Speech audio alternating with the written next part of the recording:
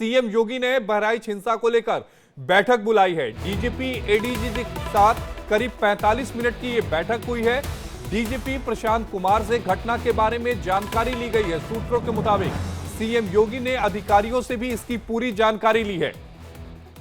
तो इस वक्त की बड़ी खबर, बहराइच हिंसा को लेकर सीएम योगी लगातार मॉनिटर कर रहे हैं परिस्थितियों को, और इसी बाबत आज डीजीपी एडीजी के साथ करीब 45 मिनट की यह बैठक हुई है। प्रशांत कुमार के साथ घटना के बारे में उन्होंने जानकारी ली है और इस पूरे मामले में अभी तक पुलिस की तरफ से क्या कुछ कार्रवाई की गई है उसके बारे में जानकारी ली है। और इसी खबर पर ज्यादा जानकारी के साथ हमारे सहयोगी अखंड प्रताप शाही हमारे साथ लाइव जुड़े हैं। अखंड, ये बैठक बेहद अहम है क्योंकि परिस्थिति पर सीएम योगी आदित्यनाथ पहले दिन से ही नजर बनाए हुए थे, या यूं कहें जिस वक्त घटना हुई थी तब से वो लगातार इस चीज को मॉनिटरिंग कर रहे हैं। और आज भी उसी कड़ी में डीजीपी और एडीजी के साथ करीबन 45 मिनट की ये मुलाकात हुई है। जी, तकरीबन 45 मिनट चली है ये मुलाकात। और चूंकि ये बैठक जो इस समय चल रही है बीजेपी के चुनावों को लेके, खासतौर पे जो मंत्रिमंडल की बैठक चल रही है, जिन मंत्रियों को प्रभार दिया गया था उसके ठीक पहले पहुंचे थे। ये बैठक खत्म हुई है और डीजीपी उसके तुरंत बाद, जैसे ही बैठक खत्म हुई, डीजीपी बाहर निकले और उसके बाद ये मंत्रिमंडल की जो बैठक है, जो प्रभारी मंत्रियों की, वो बैठक शुरू हुई।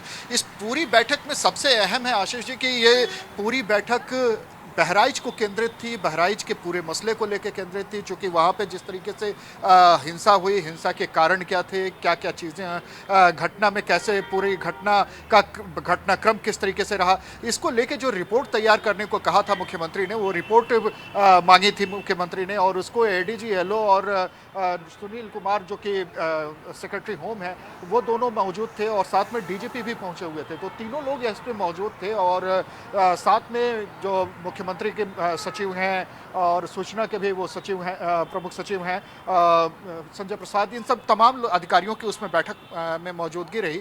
इस बैठक की सबसे अहम चीज़ यही है कि इसमें मुख्यमंत्री ने जो निर्देश दिए हैं वो निर्देश उनका पालन हुआ या नहीं, इसको जानना सबसे ज़्यादा ज़रूरी हो जाता था। तो अभी बहरहाल इसको लेके अभी कोई बयान बाहर नहीं आया है, चूँकि तुरंत बाद दूसरी मीटिंग शुरू हो गई।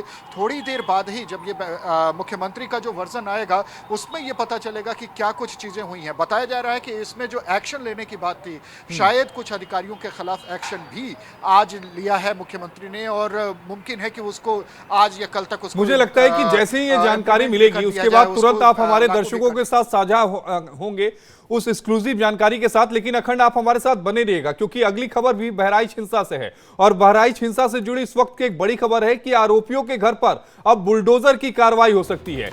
पीडब्ल्यूडी ने 23 घरों पर यह नोटिस चस्पा किया और हिंसा मामले में मुख्य आरोपी अब्दुल हमीद के घर पर भी नोटिस लगाया गया है। 3 दिन के अंदर घर को खाली करने का आदेश दिया गया है। और अखंड हमारे साथ जुड़े हुए हैं। अखंड, एक बड़ी कार्रवाई यहां पर होने जा रही है। 23 घरों पर नोटिस को चस्पा किया गया है जिसमें हिंसा मामले में मुख्य आरोपी अब्दुल हमीद का भी घर आता है।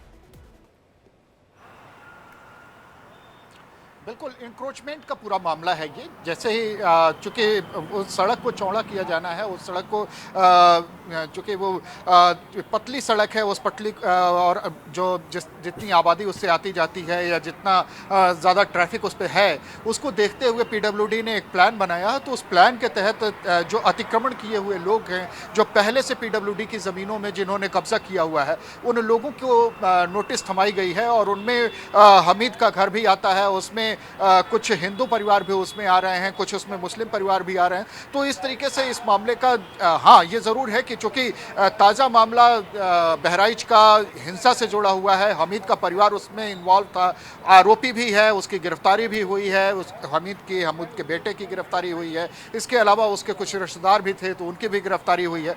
तो ये सारा मामला इस वजह से और ज़्यादा लाइमलाइट में आ रहा है क्योंकि ये पूरा मामला चूँकि सड़क के चौड़ीकरण का है, उसका अतिक्रमण हटाए जाने का है। और नहीं, लेकिन एक सवाल ये उठता है अखंड कि ये चौड़ीकरण का जो प्रस्ताव था, सड़क को चौड़ा करने का जो प्रस्ताव था, ये प्रस्ताव पारित कब हुआ था? क्या इधर बीच पारित हुआ था या पारित पहले हुआ था? क्योंकि पीडब्ल्यूडी का जो नोटिस है उसमें 3 दिनों के भीतर घर को खाली करने की बात कही गई है। क्या इससे पहले भी पीडब्ल्यूडी की तरफ से यह कहा गया था कि आप अपने घर को खाली करिए, हमें सड़क को चौड़ा करना है? देखिए, निश्चित तौर पर अगर ऐसा है, ये आज अगर दी जा रही है, नोटिस दी जा रही है, तो इसका मतलब कि ये पहले से ज़रूर दिया गया होगा, नोटिस ज़रूर दिया गया होगा। हालांकि अभी हमारी अधिकारियों से बातचीत नहीं हो पाई है, जब बातचीत होगी तो हम ज़्यादा पुष्ट तरीके से बता सकेंगे। लेकिन सामान्य जो नियम है, उन सामान्य नियमों में ये आता है कि पहले ही आपको लोगों को नोटिस जारी किया जाता है कि आप फला जगह पर आपने अतिक्रमण किया हुआ है, आप समय रहते इसको खाली करें। कई बार ये होता है कि नोटिस का जवाब दिया नहीं जाता और नोटिस दबा के बैठ जाते हैं लोग, और ऐसी स्थितियों में जब उनके ऊपर कार्रवाई होने लगती है तो वो फिर तमाम तरीके से हो हल्ला मचाने लगते हैं और कहते हैं कि अचानक ये बदलापूर्ण कार्रवाई की गई है। लेकिन उम्मीद है कि इस मामले में जो प्रशासन है उसने नियमों का पालन किया होगा, क्योंकि सुप्रीम कोर्ट का फैसला बिल्कुल साफ कहता है कि किसी के आरोपी होने पर उसके घर पर बुलडोज की कार्रवाई नहीं की जा सकती। हालांकि सुप्रीम कोर्ट ने यह भी कहा था कि अगर किसी ने सरकारी जमीन पर अतिक्रमण कर रखा है तो अतिक्रमण हटाने के लिए सरकार स्वतंत्र है।